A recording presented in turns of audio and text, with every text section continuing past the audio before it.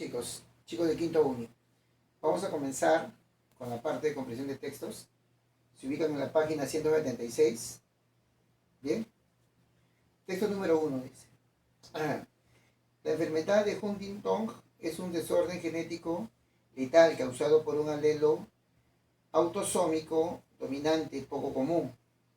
Un desorden letal es una enfermedad que causa la muerte a la mayoría de los individuos afectados.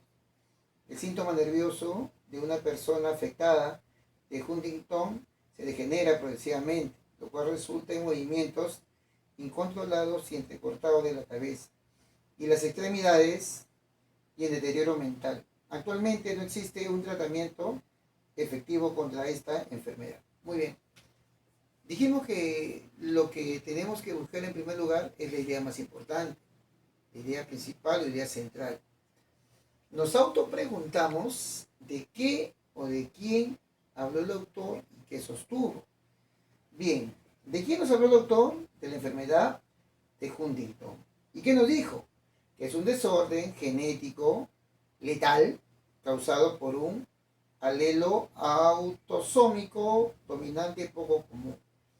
Profesor, ¿y qué cosa significa, no, desorden genético letal? Acá también la lectura te manifiesta que un desorden, dice, letal, es una enfermedad que causa la muerte a la mayoría de los individuos afectados. Ahora, ¿qué características tiene esta enfermedad? Ocasiona el deterioro ¿de quién? Del sistema nervioso, dice, ¿no? El sistema nervioso de una persona afectada con este mal se degenera progresivamente.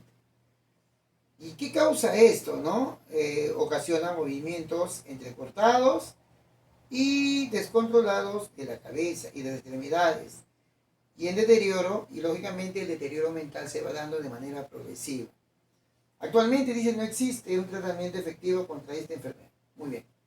Dice, mi análisis, ya tengo la idea principal, ahora voy a mis preguntas.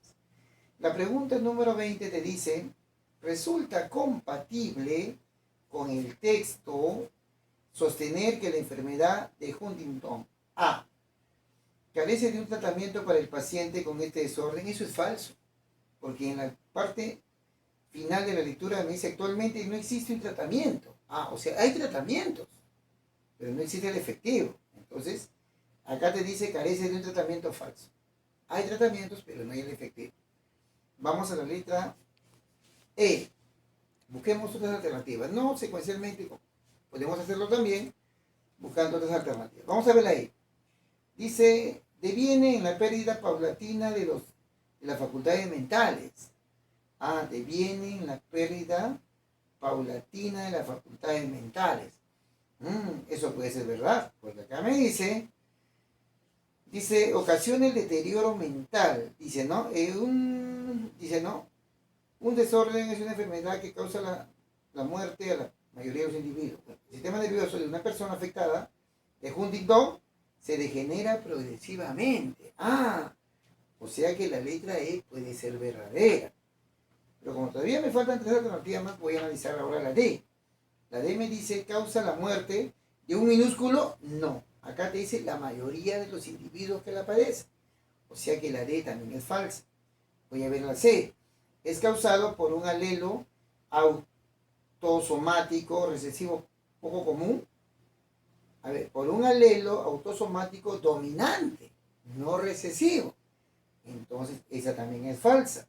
La B, presenta una gran incidencia de casos en la población. No, al grupo de afectados. O sea, eso también es falso. Entonces, mi respuesta sería la letra E. Número 20, enano. Vamos a la número 21. Pregunta 21. ¿Es posible inferir? Hace un momento cuando hicimos la parte teórica vimos que lo que era inferencia eran preguntas extrapolativas. Preguntas por supuesto. Vamos a ver aquí. ¿Es posible inferir que los pacientes del mal de Huntington se mantendrían lúcidos siempre a pesar del mal? ¿Eso es verdadero? Acá me dice que el sistema nervioso de una persona afectada de Huntington se degenera progresivamente, lo cual resulta, o sea, si la degeneración es progresiva, Entonces, él mantiene su lucidez hasta el último día. ¿Ah? Eso yo puedo deducir, porque no dice que la persona pierde su capacidad mental de manera rápida, sino de manera progresiva. Creo que tiene que ver con este físico, ¿no? Con Stephen Hopkins, creo que parecía también mal. Y como por conocimiento tenemos de que él hasta el último día se mantuvo lúcido. Bueno, puede ser raro, puede ser. Voy a verla bien. No podrán ser curados, pues solo recibirán una terapia. Eso es irrelevante, ¿no? Eso es automáticamente falso. C. Están, dice, exentos, libres de padecer síntomas o sucumbir a la muerte. Falso. Acá me dice que hay síntomas y que lógicamente esta enfermedad conlleva la muerte. ¿Carecen de un alelo autosomático dominante común? No, dice acá. De un alelo, dice, carecen, no carecen. Acá al comienzo te dice la lectura, es causado por un alelo autosomático dominante poco común. O sea, eso es falso. No carecen, tienen. Y la E, siempre tendrán control de sus movimientos corporales. Falso. Porque dice aquí, resulta en movimientos incontrolados y entrecortados de la cabeza. Entonces, la respuesta por inferencia, por deducción, sería la letra A. Pregunta número 22.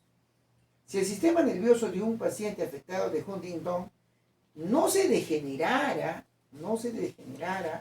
entonces, ¿qué pasaría? Vamos a ver con la letra A. Actualmente no existiría un tratamiento efectivo. Hay tratamientos, sino que no son efectivos. La pregunta es, ¿qué pasaría si el sistema nervioso de una persona afectada con Huntington no se degenerara? Vamos a verla bien. ¿Esta enfermedad distaría de ser considerada un desorden genético letal? Puede ser, porque se le considera un desorden genético letal. ¿Por qué? Porque la capacidad mental se va degenerando, ¿no? De manera progresiva. A, la B puede ser. Voy a ver a la C. El paciente no se experimentaría movimientos. Eso es irrelevante, no tiene nada que ver con la pregunta. El cerebro del paciente de Huntington sufriría daños progresivos. Es la capacidad mental, ¿no? Capacidad mental. Y la E, es seguro que el deterioro mental que agudice en quién. No, eso es falso. Mi respuesta acá sería entonces la letra B. Muy bien.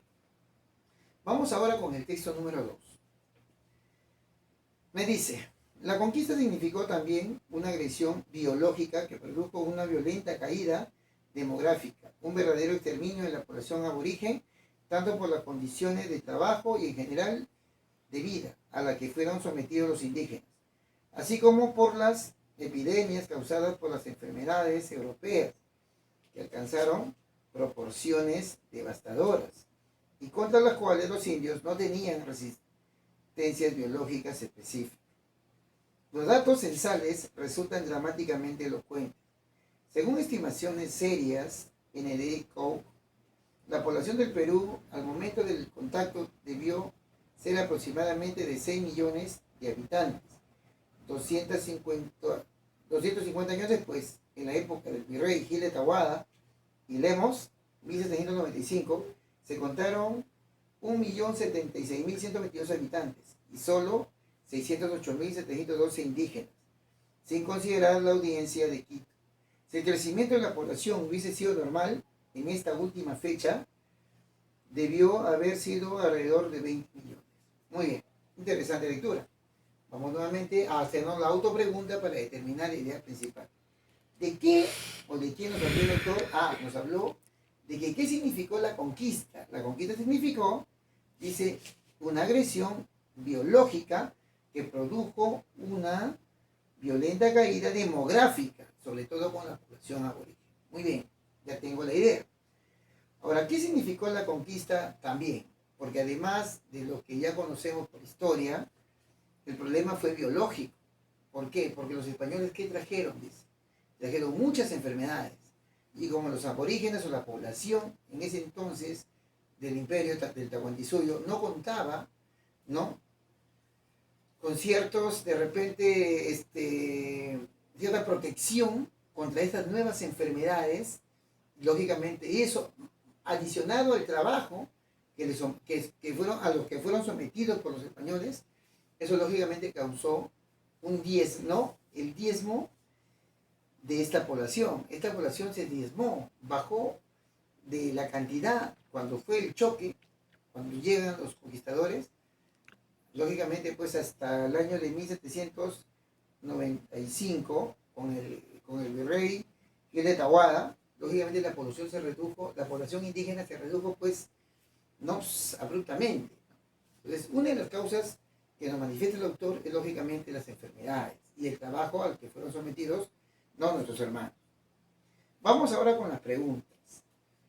Pregunta número 23.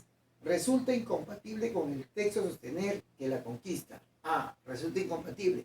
O sea, ¿cuál de estas informaciones no corresponde con la lectura? ¿No? ¿Cuál de ellas es falsa? ¿Cuál de ellas se opone y contradice lo que dice el texto? Vamos a ver. Letra A. ¿Careció de condiciones propicias para su desarrollo? Puede ser. Porque en la última parte de la lectura me dicen, ¿no? Si el crecimiento de la población hubiese sido normal, ¿qué hubiese pasado? En la última fecha debió ser aproximadamente de 20 millones. Entonces, como no se dieron las condiciones propicias, lógicamente, esta población diezmó. Puede ser la A. B. No se vio mermado por el trato. No. El trato fue una de las causas. Las enfermedades biológicas y el trato. C. No contaba con las resistencias biológicas globales. Acá el texto me dice, no tenía resistencias biológicas específicas, no globales. Entonces esto también es falso. La letra D. Registraba aproximadamente 6 millones de habitantes. Aproximadamente 6 millones de... No, eran más de 6 millones. Y acá dice, no, durante la conquista, no. Acá te dice el autor, dice... Según estimaciones, dice la población del Perú al momento del contacto, o sea, no ya durante la conquista. Entonces también es falso. La E. ¿Fue la responsable de las enfermedades? No, la población indígena no fue. Ellos no trajeron las enfermedades nuevas, fueron los conquistadores. Entonces mi respuesta acá es la letra A. Vamos a la número 25.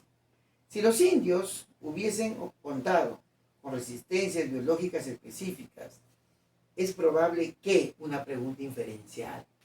Vamos a hacer una suposición. ¿Qué hubiese pasado si ellos hubiesen contado con estas resistencias biológicas? A. ¿La población aborigen se habría incrementado gradualmente durante la conquista? No, porque no solamente el tema era en el contagio de las enfermedades modernas, sino también el trato que recibieron. B. Ningún tipo de epidemia se hubiese generado en el Perú. No tiene nada que ver eso. C. La conquista no hubiese significado una agresión biológica para el pueblo colonizado. D. No hubieran sucumbido con facilidad a las enfermedades europeas de los conquistadores. Esa es la respuesta más acertada. Vamos a ver la E. Sería implausible sostener la celeridad. Falso. La respuesta sería, cántase la letra D. Vamos al texto número 3, para terminar con este tema de los textos. Me dice, la filosofía es un conocimiento de la realidad diferente al de la ciencia. El filósofo contempla la naturaleza, el hombre, el hecho mismo de conocer la belleza, el bien y el mal, Dios, y se pregunta sobre el sentido de todas estas realidades. En cambio, la ciencia busca las causas de los hechos y acontecimientos, pero para encontrar las leyes que los producen. La filosofía busca las causas más lejanas, los fundamentos últimos de todas las cosas, y no lo hace para usar esos conocimientos, para aplicarlos como la ciencia y la técnica, sino para admirar y entender al mundo y al propio hombre. Muy bien, vamos allá de idea principal. ¿De qué o de quién nos habló el autor y qué sostuvo? Nos habló de la filosofía, que es un conocimiento de la realidad diferente al de la ciencia. El fin de ambos es diferente.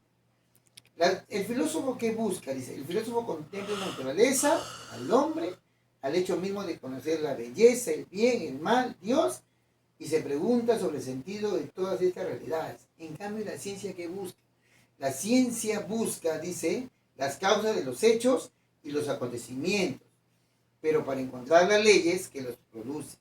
La filosofía también dice que busca las causas más lejanas, los fundamentos últimos de todas las cosas. Y no lo hace para usar estos conocimientos, para aplicarlos, como lo hace la ciencia.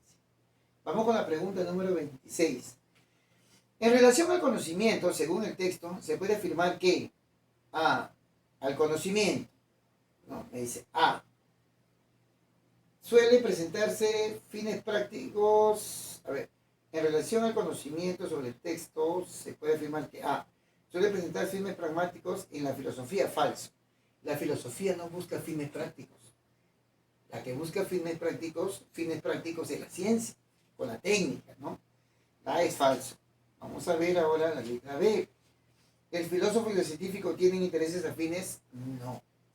Uno trata de buscar simplemente no admirar la naturaleza, la belleza, conocer el bien, el mal a Dios, y el otro trata de encontrar las causas que produjeron ciertos hechos. Los fines son diferentes. Vamos a la C. ¿Podría revelar la razón del ser en la realidad? Puede ser, porque la pregunta me dice en relación al conocimiento, según el texto, porque el texto nos habla según desde el punto de vista filosófico, podría revelar la razón de ser en la realidad. Puede ser la C. La D, la técnica descubre las leyes de la naturaleza. Eso es verdadero, pero me dan en función a lo que afirma el autor, la filosofía. Entonces, eso sería una idea totalmente irrelevante a lo leído.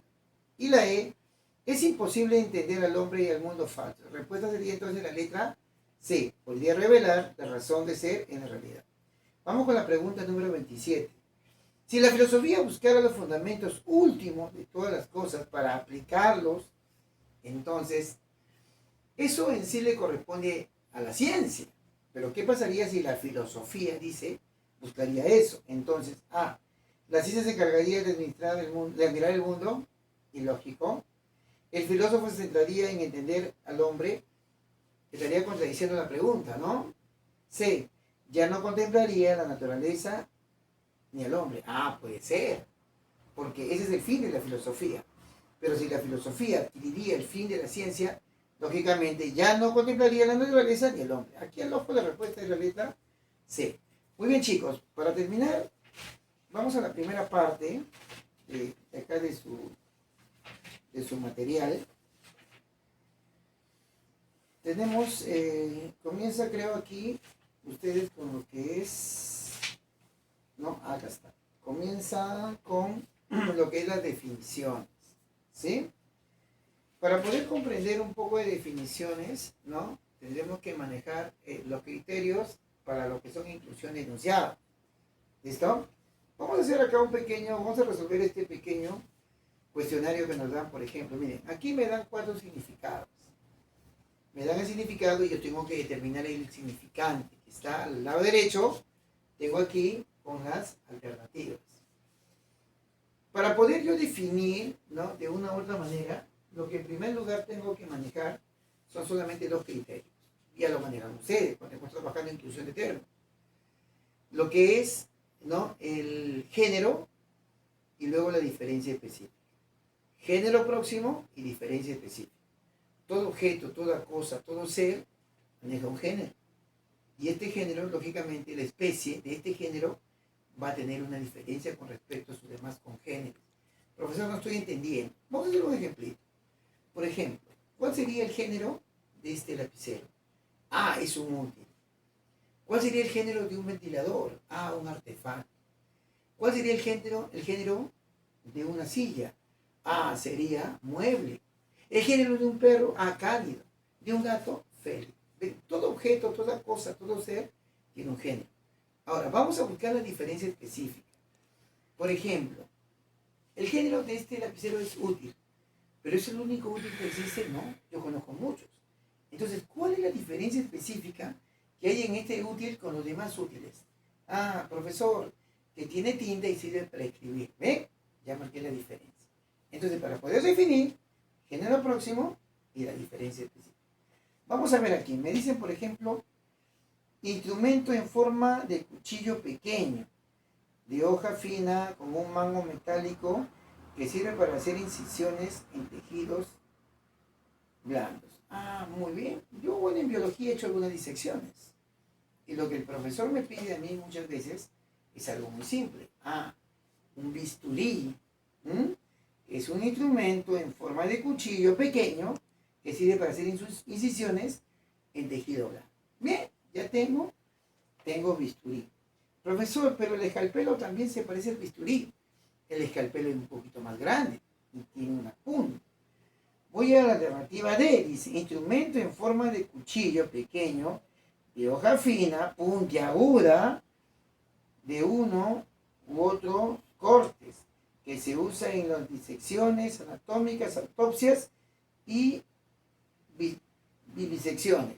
O sea que el escalpelo tiene más funciones y lógicamente tiene que ser más grande. Tiene la hoja en ambos lados. Entonces aquí sería escalpelo. Escalpelo sería D y bisturí sería la letra A. Ahora me queda la letra B. Instrumento en forma de tenaza que se usa para la extracción de las criaturas de los partos difíciles. Tengo la palabra estetoscopio y tengo la palabra forceps.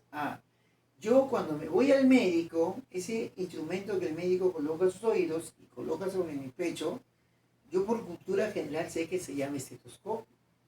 Entonces aquí el concepto para el estetoscopio sería el concepto C. Y forceps, sería ese instrumento que tiene forma de una tenaza que sirve para ayudar en el parto de los niños. Muy bien. Entonces, chicos, esos son los criterios para trabajar definiciones. Muy bien, chicos. Ya, más adelante ya estaré explicándoles los temas restantes. Gracias.